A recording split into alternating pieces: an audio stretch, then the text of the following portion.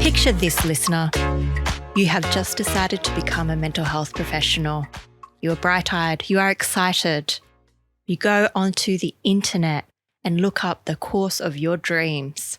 Then you click on the tuition tab and it all comes crumbling down. Because what the tuition fees tab shows you is that your course will cost $35,000 over 2 years. And then you realize that, oh, okay, there's supervision that I need to pay for as well. And that costs about $200 a session. I need 80 hours of that, so it's about $16,000. Then I need to pay for 30 hours of professional development. That might cost $500 a day, and that's a lot. And then I have to pay for this exam, laptop, clothes, transport, assessment instruments, therapy resources. And then you take a step back and you cry. And you're just like, that's a lot of money. That, dear listener, is what we're talking about today. How to get through your training as a mental health professional when you ain't got wads of cash just laying about. This is a common dilemma. I think everybody faces this who is training as a mental health professional because lots of us don't have wads of cash lying around. It's at least something that we all consider. I know I did when I was training. It is a huge thing for me. And as a trainee psychologist, I was indeed looking at 80 hours of supervision that I needed to pay for. And that was going to be about $200, which, was about $16,000.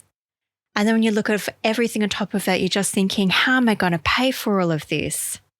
So let's talk about that for a sec. I've got kind of maybe not so unique, but I've got both the tuition aspect, which I had to pay for because I did my Masters of Psychology at uni for a year. And then I had to go out into the real world and actually pay for a lot of the costs of professional development and supervision all on my own.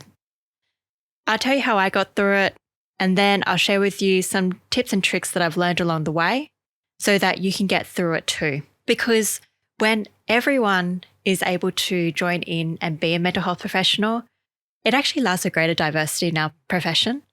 Right now, with the amount that training costs, it probably privileges the wealthy and able, which reduces diversity in our profession, and we don't want that.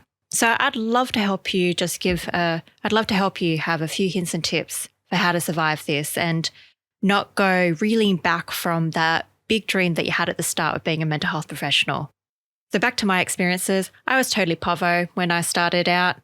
I've been on Centrelink for a long time when I was studying my undergrad degree. And then when I did my master's at uni, I was also on Centrelink. So for those who are not Australian, Centrelink is our government payments, and Australians, you can get Austudy if you are over 25, and I believe you can get another payment, youth allowance, if you are under 25. So I'd highly recommend applying for that if you're at university, as this can significantly assist you, because what you're doing when you're studying full-time is that you don't have much time or even the mental energy for other work, for paid income. And you still got to pay the rent and actually pay for everything else in your life. So actually just having that bit of Centrelink on top really helped me. There was literally a point during my master's year where I'm like, I'm not sure I can pay my rent. And it was only through the wonders of Centrelink that I managed to get through. That was really good, but I totally was not prepared for all the costs that are associated with training. There is just so much, even clothes. So during my master's, we were required to buy professional clothes. I'm really glad I did. I brought some high quality clothes, but they cost a lot of money. You can get, of course, cheaper clothes.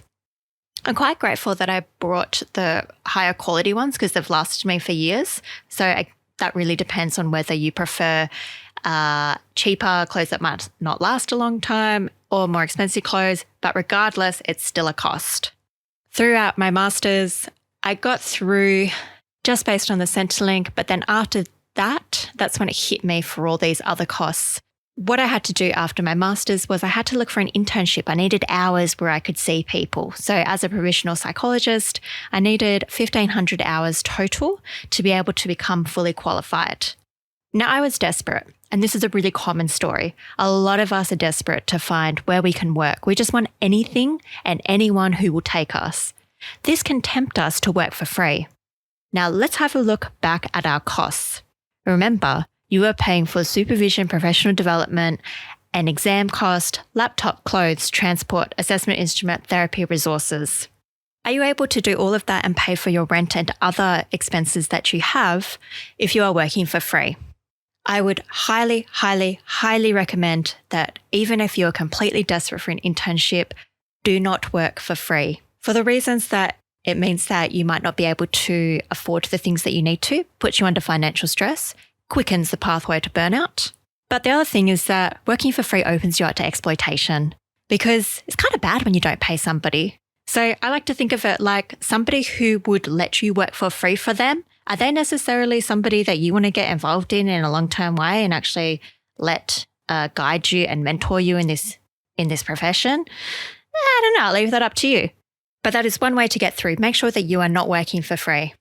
I was aware of this, and so I made sure that I didn't work for free, although I was totally tempted. It took me so long to get an internship, but I'm really glad that I chose not to work for free because believe me, when you are tired and stressed out, sometimes the thing that kept me going was being like, okay, I'm getting paid for this rather than actually not having income at all. I would have been totally resentful. The next phase of what I went through was as part of my workplace agreement, they actually included the cost of supervision. So I would pay up front for my supervision costs and then they would reimburse me. This turned out to be a complete nightmare because when I wanted to leave early, then I had to pay thousands of dollars back all at once, which you're not actually saving that money. You're not saving the lump sum. So that was a big hit to my bank account when I actually left that workplace. So one of the considerations that you need to make is, am I going to pay upfront for things or am I going to delay the cost? And if I delay the cost, what's the potential consequence for me in the future? I would highly recommend getting advice around this. I wish there was somebody who could have been like, Bronwyn, if you do this, then this will be bad. And you kind of hope your supervisors will be the people to do that, but they're not. And this is why I'm doing the podcast. Okay, so I paid for supervision upfront, got reimbursed. I tried to do as much free professional development as I could, but I tried to find high quality professional development. So I made myself an Excel spreadsheet and I tried to find all the free professional development I can. I'm pretty sure I still have that Excel spreadsheet, so I actually might link to it in the show notes. I found heaps of high quality professional development for mental health professionals. The way that there is high quality is because the government will fund certain institutes to develop that training. For instance, there is really high quality eating disorder training online, and that is paid by the government, and that's through the Inside Out Institute, and it's fantastic. One thing that I didn't opt to do, and I'm glad that I didn't do this now, was that one internship said, we'll offer you supervision in exchange for doing admin for us. And my gut feeling was like, I don't want to do that. And I've heard stories of other people doing that and it's worked well for them. The only question you need to ask yourself is this: is it mutually beneficial if I do this, or is it exploitative of me? You might need to seek other peers to be able to make that judgment. Just ask them about the situation and be like, hey, I'm thinking of doing this. Do you see any gaps or blind spots that I'm not considering? Ethically, supervisors are not meant to exploit you. Same with employers. However, some do. It's important to seek external advice.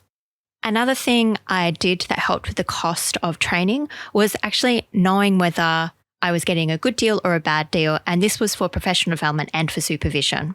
One of my supervisors, they thought that it was standard to charge $2.50 an hour for supervision. I was their first supervisee, and they just thought this was the standard thing. But I knew through actually talking with other provisional psychologists that this was not standard. That was actually quite high. I really wanted to be respectful of the psychologist who was offering me supervision, of course, and not question their fee. However, I think I did bring it up quite gently with them and just informing them, like, just so you know, this is actually not the norm. But then I actually switched supervisors just because of the cost. I didn't want to disrespect them by being like, can you lower my fee? And I'd let them know, but there was no change, and that's okay. So it's worthwhile knowing what the general range is of supervision. And you can ask your peers this. You can also ask Facebook groups or any other source of information that you have where you can just know what the general going rate is. Same for professional development. You might be aware it's about $250 per day for professional development, generally for psychologists, maybe for other mental health professionals as well. So if you're paying double or triple that boy, that's a real expensive training. And is that what I want to invest in? So again, there's there's always trade-offs with investing. It's is this an investment for the future here? Or how much benefit is this going to get me pretty much? How much bang for my buck? And if you feel like it's not going to be the best use of your money, then if you're trying to get through when you don't have much money to splash, I would advise against that. It was really tough overall getting through my internship with the cost of training. And I only managed to get through it through this careful financial planning and making sure that I was trying to avoid costs as much as possible. I also looked up free therapy resources online. I would ask my colleagues for resources, and I would also see if I could borrow assessment instruments.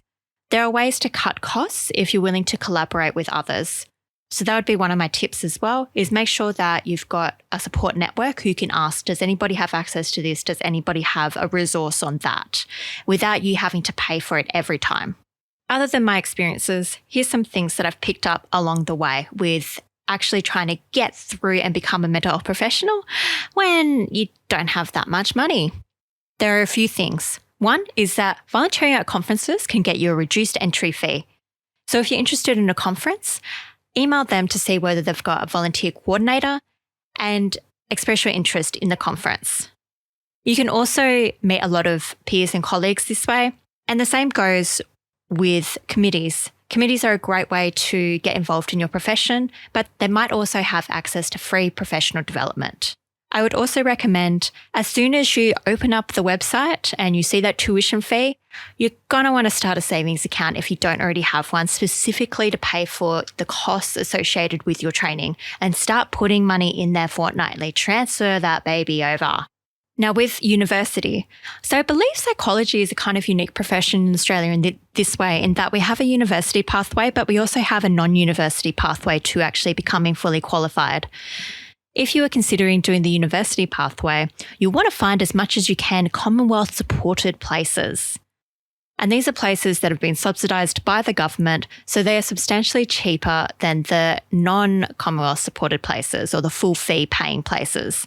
Full fee paying placements can be $30,000, around thereabouts, all up, whereas the Commonwealth supported places could be $5,000 for the whole year.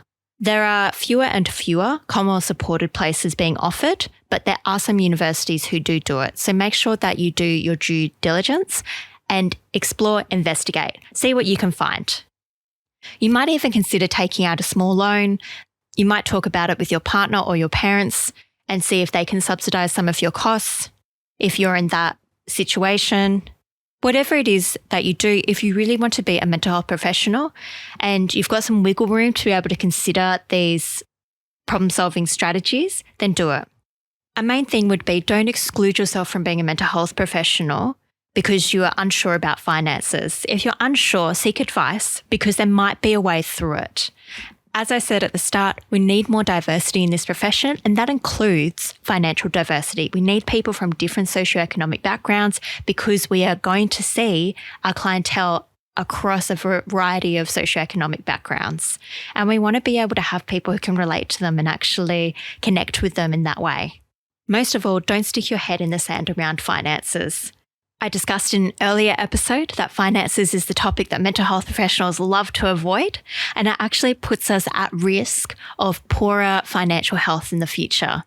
We're less likely to pay off debts, we're more likely to accumulate debts, we are less likely to seek financial advice, and that's bad. It means that we've got additional stress in our life that we just do not need if we had actually taken our head out the sand and calmly and carefully just planned and laid out all the costs and thought about how we could meet those costs. Overall, boy, is it hard to get through our training with the amount that it costs. It is a lot. It is so much money. And then afterwards, if you chose the university pathway, you're paying back your HECS debt. So I totally get you. I empathize with you. It is hard going. You do not have to do it alone. Make sure you seek advice, get support, use your connections, think of interesting ways to lessen some costs and do so whenever you can. It all adds up. See what you can negotiate. I will link to the spreadsheet with free professional development in my show notes. And I would be interested to hear about your experiences with this. How have you gotten through getting through training when you don't have lots of cash to splash about? I have set up my Patreon page specifically for this purpose to discuss episodes, and I'd love for you to join me there. I'm going to be posting the episodes on the Patreon. And Patreon, if you're not aware, it's a way where you can connect with creators. So artists, podcasters, they're all on Patreon. And you can join me there. It's patreon.com/mentalwork. And you can join for $2 a month, which I think is pretty good. Okay, that's a wrap. Thanks for listening and catch you next time.